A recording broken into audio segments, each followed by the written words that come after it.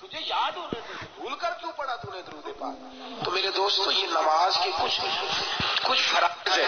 ان فرائض میں اب انہماک بڑا ضروری ہے. قیام جو بندہ کر رہا ہے، اگر آپ ناراض نہ ہو تو میں نے بڑے بڑے ذی علم کہلانے والے، اور اگر اور ناراض نہ ہو تو بڑی بڑی اونچی گدیوں پر براجمان لوگوں کو دیکھا ہے نماز میں ہاتھ باندھنے کا سلیقہ نہیں آتا، لیکن چونکہ پیر صاحب کو چھیڑ کے کسی شخص نے مار تو کھانی نہیں کہ اب جا کے مسئلہ بتائے، اور بتا بھی لیا تو ایسا نہ ہو وہ کہے تینوں کی بتائے میں کو معرفت والا کام پیا کرنا. تو یہ ایک ایسا چادر لوگوں نے اوڑھ لیا، بڑے بڑے سیانے لوگ نماز کے ضروری مسائل سے بھی آگاہ، نماز کے ضروری مسائل سے آگاہ. یہ بھی تراویح ہے. لوگ، میں نے ایک صاحب سے کہا سجدے میں گئے پیچھے دونوں پیر اٹھا دیے، دونوں پیر اٹھائے تو نماز ختم ہو گئی. پیر اٹھائے ہیں تو وہ نا تھوڑا سا، تو میں نے محبت کے ساتھ پڑھا کیونکہ تھوڑے سے صاحب، میں نے کہا ان کو تھوڑا سا نا بڑا قائل کر کے میں نے کہا آپ نے پیر دونوں اٹھا دیے تھے تو کچھ مناسب نہیں ہے، اس سے نماز ٹوٹ جاتی ہے. بڑے جو جملے میری وکیبلری میں مہذب تھے وہ سارے میں نے اکٹھے کر کے ان سے بات کی. کہتے حضرت صاحب تواڈے کہتے بھی شروع کیتیاں نے، ہن تسی پیراں دا بھی ساہ نہیں کڈن دیندے. بھی پڑھنا میں روز جدن دا تسی جمعہ پڑھایا تھی انہیں بھی ساہ نہیں کڈن دیندے. میں نے کہا یار شریعت منع کرتی ہے، میں کون ہوتا ہوں تجھے؟ یہ ہمارا انداز ہے، ہم اپنی طرز کے ساتھ، اپنے انداز کے ساتھ، اپنے غور کے ساتھ، اپنے دیکھیں نا. حج کے موقع پر میرے ساتھ ایک بزرگ تھے تو وہ کچھ ایسی باتیں کرتے جو درست نہیں تھی، میں ان کو منع کرتا، میں کہتا یہ آپ کا طریقہ ٹھیک نہیں، آپ صحیح ہو جائیں. تو مجھے کہنے لگے اللہ قبول کرنے والا ہے. اللہ، میں نے کہا آپ کیا کام کرتے ہیں؟ کہتے برتنوں کی دکان ہے. تو میں نے کہا بڑی پتیلی کتنے کی ہے؟ کہنے لگے 6000 کی. تو میں کہتے 4.5 دے دے تو قبول کر لیندے ہو. کتنے کی ہے؟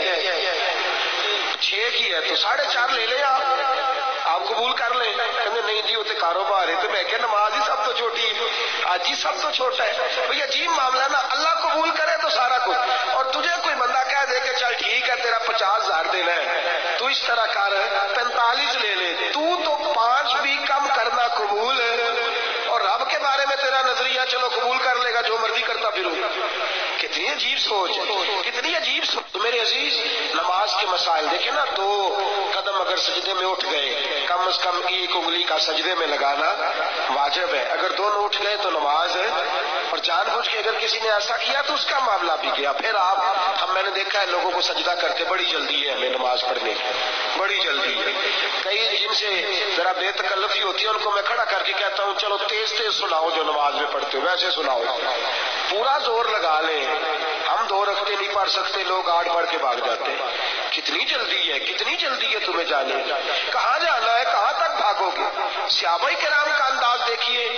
میرے نبی کریم صلی اللہ علیہ وسلم، صحیح مسلم کی حدیث ہے، ایک شخص حضور کے سامنے نبی پاک نماز پڑھ کے بیٹھے ہیں، وہ آیا ہے، اس نے نماز پڑھی ہے، اور نماز پڑھ کے وہ سلام عرض کرنے آیا تو حضور نے فرمایا چل دوبارہ پڑھ.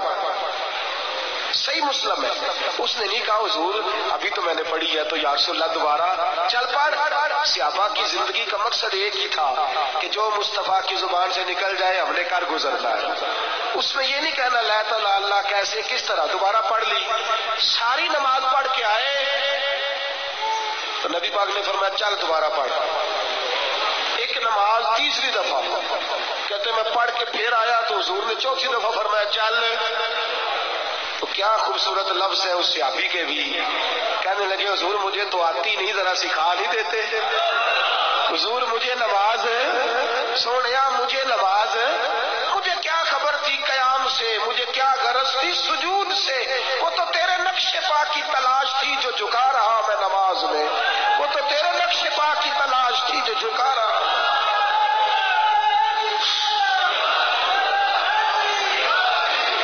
حضور میں نے ایک دفعہ نا ایک حدیث پاک بیان کی، سلو کما رأیتمونی اصلی. حضور نے فرمایا نماز اس طرح پڑھو جس طرح میں پڑھتا ہوں، اس طرح پڑھو جس طرح. تو حضرت محدث بہاولپوری بیٹھے تھے، کہنے لگے مولانا یوں نہ کہے، حدیث کے لفظوں پہ غور کرے. سلو کما رأیتمونی اصلی، اس طرح پڑھو جس طرح مجھے پڑھتے ہوئے دیکھتے ہو. اور میں جیسی نماز مصطفیٰ نے پڑھی ہے کوئی پڑھ سکتا ہی نہیں، کوئی ویسی نماز ادا کر سکتا لقد نرى تقلب وجهك فی السماء، باقیوں کو آسمان کی طرف دیکھنا منع ہے، لیکن حبیب دیکھے تو اللہ فرماتا ہے محبوب دیکھتا رہے، تو دیکھتا ہے تو میں تجھے دیکھتا ہوں، تو مجھے دیکھتا ہے تو میں رب آکھے سونے محبوبہ تیرے 100 لاکھ اٹھے نہ لوگ کہ میری یا قسمہ کھاندے نے میں تیری یا قسمہ چاہنا۔ حضور نے فرمایا چل دوبارہ پڑھ، حضور مجھے کہاں آتی ہے نماز، سکھا دے۔ لفظ کتنے حسین ہے صحابی کے اور جواب کتنا اعلیٰ ہے میرے نبی کا۔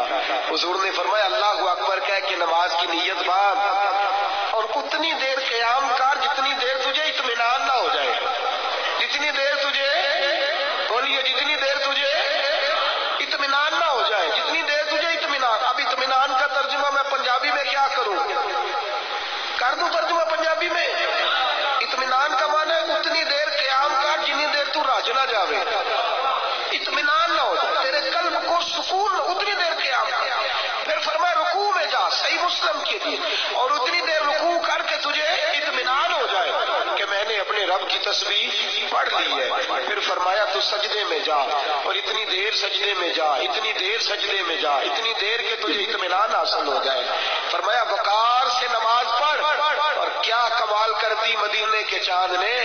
فرمایا جب تو اس طرح کی نماز پڑھ کے اٹھے گا اللہ تیرے سارے گناہوں کو معاف فرما دے گا، اللہ تیرے سارے گناہوں کو معاف فرما دے گا۔ میرے رسول پاک صلی اللہ علیہ وسلم کا نماز سے رشتہ پتہ کیا ہے؟ حضرت ابو بکر صدیق فرماتے ہیں بدر کی ساری رات کافر صفیں سیدھی کراتے رہے اور اللہ کے رسول ساری رات ہی نماز ادا کرتے رہے، ساری رات نماز ادا کرتے رہے۔ تیز آندھی آئی ہے تو نماز، اگر جو ہے موسم خشک ہو گیا بارش نہیں ہوتی تو حضور نے نماز پڑھی ہے، بارشیں تیز آ گئی ہیں تو نماز شروع کر دی، سورج گرہن چین گرہن ہو گیا تو نماز شروع کر دی، اگر بہت سارا قحط آ گیا تو بھی نماز۔ ہمارے ہاں کہاں نماز استسقاء کا رواج رہا ہے، کہاں ہمارے ہاں نماز توبہ کا رواج رہا ہے، ہم تو اندر بیٹھ کے تبصرے کرتے ہیں، ہم تو محکمہ موسمیات کو دیکھتے ہیں، ہمارے ہاں کہاں وہ لذتیں خاص رہی ہیں جو میرے رسول پاک صلی اللہ علیہ وسلم کی نماز کے ساتھ لذات تھی۔ عبادت کا سرور، عبادت کا کیف، نماز نعمت ہے۔ ایک صحابی نے عرض